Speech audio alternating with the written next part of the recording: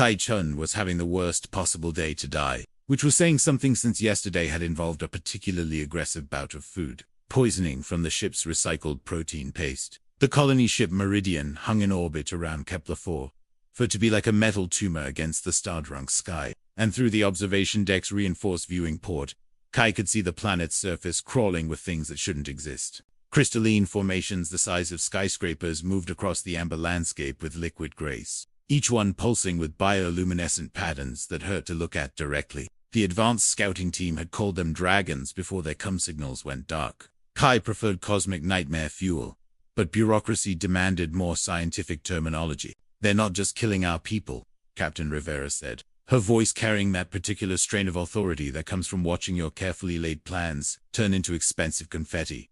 "They quotes, redot, playing with them." She pulled up the final transmission from Scout Team Alpha on the footage showed one of the creatures easily 40 meters long with hide-light living gemstone batting around a landing pod, like a house cat with a particularly unfortunate mouse. "Xenobiology was your specialty at the academy.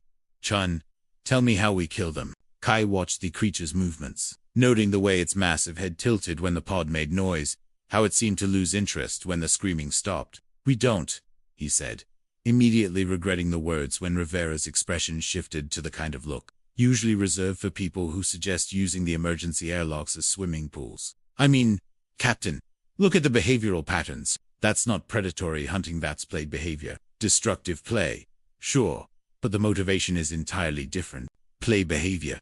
Rivera's tone could have frozen helium. "Chun, those playful creatures just turned our best landing team into paste.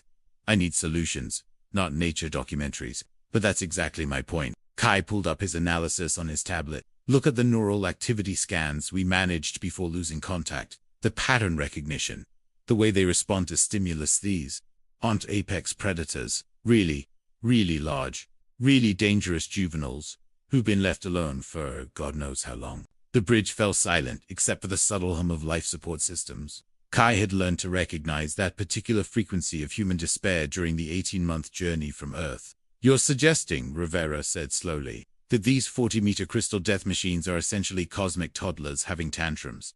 "I'm suggesting they're orphan." Kai highlighted a section of the behavioral data. "And orphans who've never been taught how to interact with anything smaller and more fragile than themselves. The question isn't how we fight them, it's how we teach them." Commander Walsh leaned forward with the expression of someone who'd seen this movie before and knew how it ended. "And exactly how do you propose we give parenting lessons to creatures that can level city blocks?" Kai looked out at the planet's surface again, watching the creatures move in what he was now certain were patterns of loneliness and confusion rather than malice. "The same way humans have been teaching children for thousands of years," he said. "We tell them stories." 20 minutes later, Kai was suited up in the shuttle bay, checking equipment that felt inadequate for the job ahead. Instead of plasma rifles or quantum explosives, his pack contained the ship's entire archive of children's literature downloaded onto a ruggedized tablet and a portable speaker system. "This is the stupidest plan in the history of stupid plans," muttered Paz Rodriguez, the shuttle pilot whose job it was to deliver Kai to what everyone assumed would be his death. "And I've flown cargo runs to the Jupiter mining stations during solar flare season."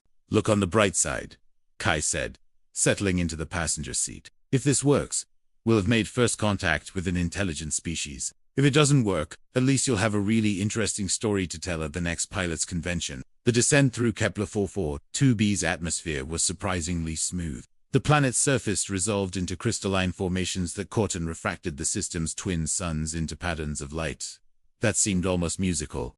"Contact," Paz announced unnecessarily, since the creature rising from what had appeared to be a simple hill was rather impossible to miss. "Jesus, Mary, and Joseph on a quantum motorcycle. That thing is big." The dragon moved with surprising delicacy for something the size of a city block. Its crystalline hide caught the sunlight and threw it back in patterns that hurt the human eye to follow directly. But what struck Kai most was the way it approached. Curious rather than aggressive, its massive head tilting in a gesture that was unmistakably questioning. "Set us down about 50 meters away," Kai said, surprising himself with how steady his voice sounded. Kai stepped out of the shuttle onto ground that sparkled like crushed diamonds. The creature watched him with eyes the size of observatory domes, each one a swirling galaxy of color that seemed to contain its own weather systems. Up close, The bioluminescent patterns on its hide were even more complex, not random displays, but something that looked almost like language, like stories written in light across living stone. "Hello," Kai said, feeling appropriately ridiculous. "My name is Kai. I brought you something." The creature's head lowered until it was only a few meters away, close enough that Kai could feel the warmth radiating from its crystalline skin. Its breathing was surprisingly gentle, like the sound of ocean waves made of starlight and ancient loneliness. Kai pulled out his tablet and activated the speaker system. "I don't know if you could understand me, but where I come from, when children have trouble sleeping, we tell them stories. Would you like to hear one?" The creature's response was immediate. The patterns of light across its hide shifted from chaotic swirls to something more organized, more attentive, like a child settling in to listen.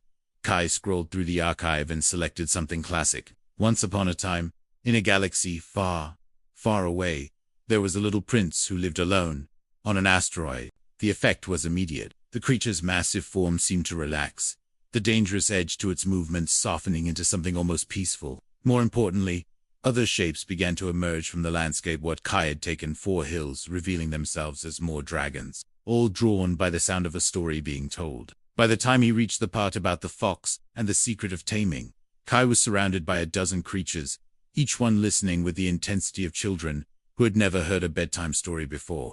The patterns of light on their hides had synchronized, creating a display that was part aurora, part symphony, part collective sigh of creatures who had been alone for far too long. "The secret," Kai read, his voice growing stronger, "is that the time you spend with someone is what makes them important to you." When he finished the story, the silence that followed wasn't empty, it was expectant, like the pause between lightning and thunder, but gentler, more. The word came not as sound, but as a shifting of light patterns across the nearest creature's hide, a bioluminescent query that somehow translated directly into Key's mind. "You can talk," Kai said, then immediately felt stupid for stating the obvious. "Stories," came the response, and now all the creatures were participating in a light conversation. "No stories. Long time alone. What happened to your families?" Kai asked gently. The light pattern shifted to something sadder, more complex. Images formed in the bioluminescence, vast ships departing. Creatures like these, but larger, older, leaving the planet. But the young ones had been left behind. Too small to make the journey. Too young to understand why their families never returned. "How long have you been alone?" The response came as a cascade of light. "Approximately 3,000 Earth years, 3 millennia of cosmic orphans, growing larger and more powerful, but never growing up. We tried to play." The patterns continued. "Small ones came from sky. We played too hard. Small ones stopped moving. The advanced scouting team. The creatures hadn't been hunting, they'd been trying to interact, the only way they knew how, with the tragic enthusiasm of children who didn't understand their own strength. We can teach you," Kai said, "how to play gently, how to be friends with smaller creatures. But first, you need to learn something important. When children are scared or tired, stories help them feel safe." "We are tired," came the collective response. "Tired of being alone. Tired of breaking things. Want to learn, not breaking." Kai looked at the dragons, ancient and powerful and magnificent, and made the kind of decision that would either change the course of human history or get him listed as death by cosmic stupidity. "Okay," he said. "Let's start with lesson 1. How to listen to stories without destroying the storyteller." Over the next several hours, Kai worked out a system of communication that combined spoken words and light patterns. The dragons were remarkably quick learners when they weren't accidentally crushing things. They practiced moving gently, practiced controlling their strength, practiced the art of showing enthusiasm without causing tectonic incidents. Kai read them where the wild things are, and watched them struggle with the concept of returning home after adventure. He read them the little engine that could, and saw them begin to understand the difference between strength and determination. "The bunny in the story says goodnight to everything in the room." "Why?" one of the dragons observed as they settled in for cosmic nap time. "Because," Kai explained, "when you acknowledge things with kindness before you sleep, they feel valued. And when things feel valued, they're more likely to be there when you wake up." "We never said goodnight to anything," came the collective admission. "We did not know things could feel valued." "Well," Kai said, settling back against what he was fairly certain was a 40-me-total toddler, using him as a teddy bear. "Let's practice. What would you like to say goodnight to?" The response came as a symphony of light. "Good night, empty sky where families used to be. Good night, broken things we never meant to break. Good night, loneliness that made us angry. Good night, small storyteller, who came from the sky to teach us about not good night dragons who just needed someone to read them bedtime stories. Kai replied, and closed his eyes as the crystalline beings around him began to dim their displays, finally learning how to sleep peacefully for the first time in 3,000 years. When Kai woke up, he was still alive, which was honestly more than he'd expected. The dragons around him were still sleeping, their massive forms creating a protective circle that would have been terrifying if it weren't so obviously affectionate. His communicator was buzzing with messages from the Meridian. Kai activated the device and immediately heard Captain Rivera's voice, tight with professional concern. Chun report. Are you still breathing? Still breathing, Captain. And I have good news and weird news. Give me the good news first. The good news is that a dragon problem isn't actually a dragon problem. It's a daycare problem. These creatures aren't aggressive predators, they're orphan children who've been alone for millennia. The silence that followed was the kind that usually preceded either great breakthroughs or immediate psychiatric evaluations. And the weird news? Rivera finally asked. The weird news is that they respond to bedtime stories. Really, really well. I've essentially become the galaxy's first xenobiological babysitter. What followed was a lengthy conversation about emotional regulation through narrative therapy to a ship full of colonists who had signed up for agricultural work, not interspecies childcare. But the evidence was undeniable. The planet's surface was now peaceful. The dragons, once they understood that humans weren't trying to leave them like their parents had, proved to be remarkably cooperative. They helped clear landing sites with surgical precision, their earlier destructive behavior replaced by careful attention to not breaking anything important. More importantly, they protected the growing human settlement with fierce devotion. When the first storm season arrived, the dragons formed living windbreaks around the colony structures. And every night, as the twin suns set over the amber landscape of their new home, Kai would gather with his adopted family of cosmic giants and read them stories. The dragons had developed preferences. They loved adventure stories, but got anxious during anything with abandonment themes. Tonight, Kai announced to the gathered circle of crystalline giants, I thought we'd try something new. A story about a group of beings from different worlds who learn to become family. Is it a true story? Asked Vera, the dragon who had been first to approach him. Her bioluminescent patterns had developed into what Kai was learning to recognize as curiosity mixed with hope. It's the truest story I know, Kai replied, settling back against Tesh, whose massive form had become his favorite reading chair. Once upon a time, in a galaxy that felt very large and very lonely, there was a ship full of humans who traveled far from home looking for a new place to live. As he spoke, Kai looked around at the settlement that had grown beyond anything the mission planners had envisioned. Human children played carefully supervised games with young dragons barely the size of elephants. And did they find what they were looking for? Asked Kona, whose patterns always brightened during the emotional parts of stories. They found something better, Kai said, watching the aurora dance of light patterns. They found out that families aren't just the people you're born with. Sometimes families are the people who teach you how to be gentle with each other.